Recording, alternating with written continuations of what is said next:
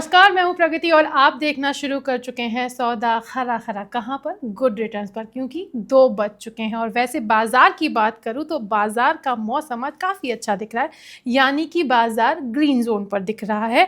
अभी निफ्टी 24,525 पर है, 161 पॉइंट ऊपर, और वहीं जो सेंसेक्स है वो 80,359 पर है, 501 पॉइंट ऊपर। लगभग दोनों में 0.65% का तेज़ी देखी जा रही है। लेकिन जो सबसे बड़ा सवाल सभी के दिल में है कि ये रिकवरी क्या टिकाऊ है, और आखिर बाजार में ये जो हरियाली दिख रही है इसके पीछे की वजह क्या है। वो सभी बातें हम अपने गेस्ट जो कि हैं आज हमारे साथ प्रशांताप से, जो कि सीनियर वीपी रिसर्च हैं मेहता इक्विटीज़ के। प्रशांत, बहुत बहुत स्वागत है आपका हमारे शो पर। Good afternoon everyone. Good afternoon. हम अपने दर्शकों को बता रहे थे कि कैसे आज बाजार का मौसम जो है थोड़ा सा बदला, थोड़ा सा ऐसा लग रहा है बाजार में भी मानसून आ गया है, हरियाली दिख रही है। तो क्या लग रहा है आपको कि मतलब ये टिकाऊ वाली हरियाली है या फिर ये मौसम फिर से बदलेगा, और क्यों आई? सबसे बड़ी बात तो क्यों आई है ये? देखो, आप अगर लास्ट 2 महीने का स्टडी देखते हो तो वीकली एक्सपायरी के एक दिन पहले कुछ बड़ा न्यूज आता है मार्केट्स में। जिस तरीके से अगस्त 2 तारीख को भी उन्होंने मेंशन किया था कि 10% या 15% या 25% लगने वाला है। फिर लास्ट थर्सडे भी आप देखो, उन्होंने 25 का फिर 25 एडिशनल डाल दिया। तो ये वेडनेसडे, थर्सडे, फ्राइडे के बाद मंडे का एक अपमूव मैंने लास्ट 4-5 वीकों से देखा है कि every Monday there has been a positive tick of 100 to 150 points.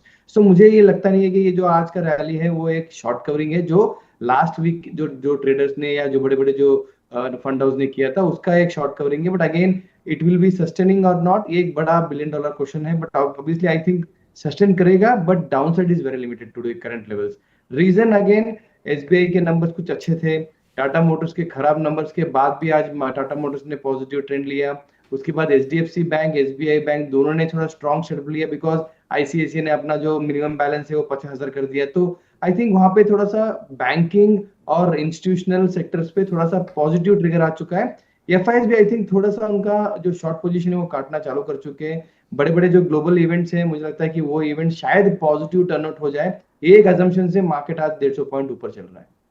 Okay, तो ये सारे रीज़न हैं। और प्रशांत की माने तो कई बार से, मतलब पिछले 2 हफ्ते से ऐसा दिख रहा है कि जो मंडे होता है वो ब्लडी मंडे नहीं होता है, वहाँ पे कुछ अच्छाई दिखती है, थोड़ी सी ग्रीनरी दिखती है, लोगों में हर्ष कह सकते हैं, खुशी का माहौल दिखता है जो बाजार से जुड़े लोग होते हैं।